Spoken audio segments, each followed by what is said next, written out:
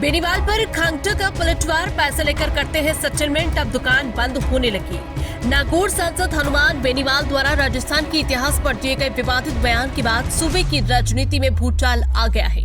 बयान में बेनीवाल ने कहा था कि राजस्थान में कभी लड़ाइयां लड़ी ही नहीं गई, यहाँ हमेशा सेटलमेंट ही हुआ है। जब मुगलों की सेना आती थी तो लोग 70 किलोमीटर पहले ही बेटे को लेकर पहुंच जाते थे।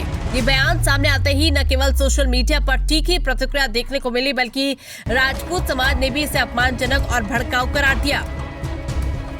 बेनीवाल के इस बयान पर सबसे तीखा पलटवार मारवाड़ राजपूत सभा के अध्यक्ष हनुमान खांगटा ने किया। खांगटा ने आरोप लगाया कि बेनीवाल खुद लाशों का सौदा करते हैं और पैसे लेकर सेटलमेंट करवाते हैं। उन्होंने कहा कि राजनीति में ये वही लोग हैं जो पर्दे के पीछे पैर पकड़ते हैं, लेकिन अब जब इनकी राजनीतिक दुकान बंद होने लगी तो समाज को तोड़ने और जातियों में नफरत फैलाने का बयान दे रहे। खांगटा ने कहा कि बेनीवाल का ये बयान न केवल राजस्थान बल्कि पूरे देश के स्वाभिमान पर आघात है। उन्होंने चुनौती भरे अंदाज में कहा कि अगर देश के इतिहास से राजस्थान का इतिहास निकाल दे तो कुछ बचता ही नहीं। ये धरती हमेशा शूरवीरों की रही जिन्होंने मातृभूमि के लिए बलिदान दिया। सोशल मीडिया पर भी बेनीवाल के बयान की आलोचना हो रही है। ट्विटर, फेसबुक और अन्य प्लेटफॉर्मों पर लोगों ने उन्हें आड़े हाथों लिया है। कई यूजर्स ने राजपूत समाज के खिलाफ एक सुनियोजित हमला बताते हुए माफी की मांग की। राजनीतिक विश्लेषकों का मानना है कि ये मुद्दा आगामी चुनाव में जातीय समीकरणों को प्रभावित कर सकता है। वहीं दूसरी ओर बेनीवाल की पार्टी राष्ट्रीय लोकतांत्रिक पार्टी आरएलपी की ओर से अभी तक इस विवाद पर कोई आधिकारिक प्रतिक्रिया नहीं दी गई। विशेषज्ञों के अनुसार जिस तरह से बयान वायरल हुआ और उसके बाद समाज की प्रतिक्रिया सामने आ रही है, उससे स्पष्ट है कि मामला जल्दी शांत होने वाला नहीं। विपक्षी दल भी इस मुद्दे को भुनाने की कोशिश में जुट गए हैं। हनुमान बेनीवाल के बयान ने राजस्थान की राजनीति में एक नया मोड़ ला दिया है। अब देखना यह है कि वे इस बयान पर सफाई देते हैं या राजनीतिक विरोधियों के आरोपों का सामना करते हैं। फिलहाल राजपूत समाज के भीतर आक्रोश गहराता जा रहा है और राजनीति का तापमान लगातार चढ़ता ही जा रहा है।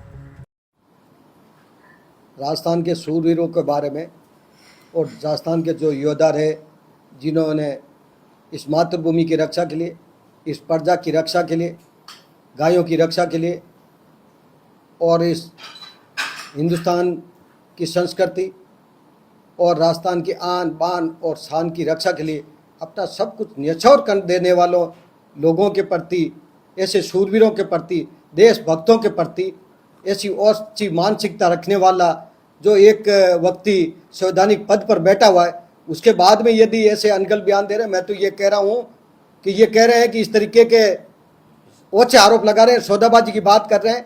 ये खुद बड़ा सौदेबाज है, ये बहुत बड़ा ब्लैकमेलर है। हर कोई गतिविधि होती है, ये एक तरह का, दूसरी बात बहुत दूर की, ये लाशों का सौदागर। मैं तो यहाँ तक कहता हूँ कि जहाँ भी कई ऐसी घटना होती है वहाँ ये सेटलमेंट खुद करता है और पैसे लेके सेटलमेंट करता पीछे से। और राजनीति के अंदर भी सब जगह ये जाके पर्दे के पीछे जाके सेटलमेंट करता है, पर्दे के पीछे जाके पैर पकड़ के अपने सेटलमेंट करता है और अपनी राजनीतिक रोटियां सेकता है और पर्दे के आगे आकर अनगल बयान देता है।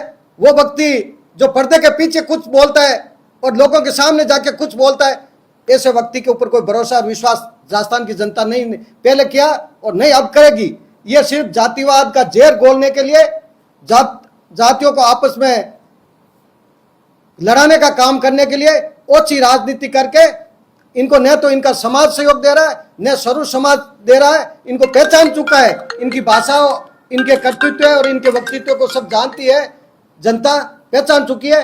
इसलिए अब जब इनको लगा कि हमारा मामला कमजोर पड़ रहा है तो किस तरीके से ओछी राजनीति की जाए जिससे हमारे तरफ ध्यान बांटा जाए, ये ध्यान बांटने के लिए कर रहा है, ये जनता समझ चुकी है। और जो संवैधानिक पद के ऊपर बैठा हुआ व्यक्ति ऐसी जिस धरती के ऊपर रहकर, जिस मातृभूमि के ऊपर रहकर ऐसे बयान दे रहा है, जो शूरवीरों ने अपने खून पसीने से मातृभूमि की रक्षा की और सींची है। और यदि मैं तो कह रहा हूं, यदि वो शूरवीर उस समय नहीं होते, वो योद्धा नहीं होते, तो हो सके ये भी आज कोई हरी टोपी बैठ के कहीं बैठे रहते, या पाकिस्तान काबुल में कहीं होते, या राजस्थान में ही नहीं होते। ये ऐसे लोग, इनको पता नहीं है कि किस प्रकार से हिंदुस्तान की संस्कृति बची है, किस प्रकार से ये हिंदुस्तान के अंदर हिंदुत्व बचा है। ऐसे लोगों के ओछी मानसिकता की वजह से आम व्यक्ति को ठेस पहुंची है। और ये कोई क्षत्रिय समाज के लिए नहीं, ये पूरे राजस्थान के लिए बोला इन्होंने कि राजस्थान में ऐसे कोई शूरवीर हुआ ही नहीं शूरवीर तो ब्लैकमेलर तो तुम्हारे जैसे ब्लैकमेलर नहीं थे उस टाइम, वो शूरवीर थे। 3-3 पीढ़ियां एक साथ में कट गई थी इस मातृभूमि की रक्षा के लिए, इस गायों की रक्षा के लिए, धर्म की रक्षा के लिए और राजस्थान की आन बान और शान को बचाने के लिए अपना सब कुछ निछावर कर देने वाले शूरवीरों और योद्धाओं और ऐसे देशभक्तों के बारे में ऐसे शब्द बोले जाते हैं, वो घोर निंदनीय है।